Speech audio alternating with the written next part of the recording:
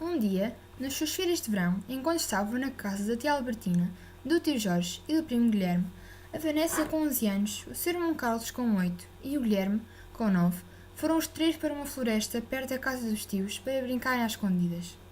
Para se esconderem, encostaram-se a umas árvores que tinham os cogumelos a sair de lá, e eles acharam aquilo tão interessante que decidiram trazer alguns para casa.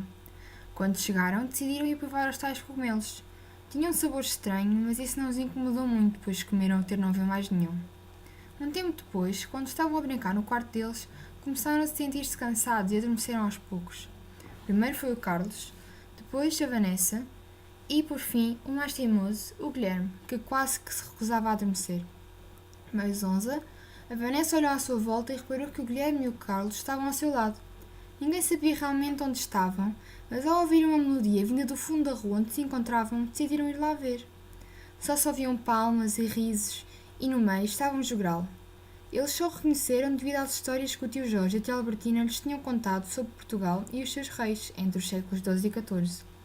E foi aí que eles se aperceberam que não estavam em Leiria, e apesar de não saberem muito bem como lá chegaram, decidiram juntar-se à multidão para verem e ouvirem melhor aquela cantiga.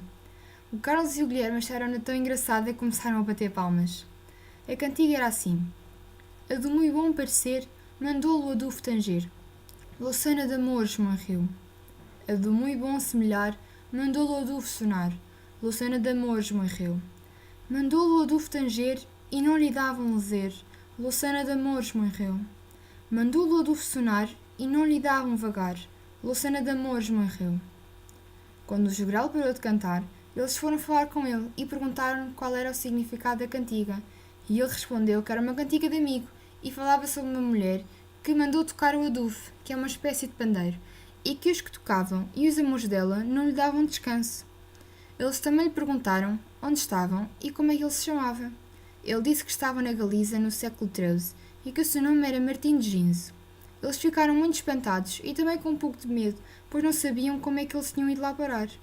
Martim sentiu pena deles e, quando estava a tentar fazer com que eles chegassem a casa, reparou em algo estranho caído no chão. E quando se aproximou, reparou que era um cogumelo muito raro e perguntou às crianças se era delas, e elas disseram que sim. E, aliás, tinham estado a comê-los há bocado. Foi aí que o jogral percebeu o que se estava a passar e explicou aos miúdos que aquele cogumelo causa cansaço e alucinações, e eles, muito surpreendidos, agradeceram ao Martim e pediram-lhe que os ajudasse a voltar para casa. E assim foi. O Martim preparou uma espécie de antídoto e assim que eles o beberam voltaram para casa do tio Jorge e da tia Albertina. Ao acordarem, ouviram a voz da tia Albertina a chamar para o lanche e eles respiraram de alívio por estarem finalmente em casa.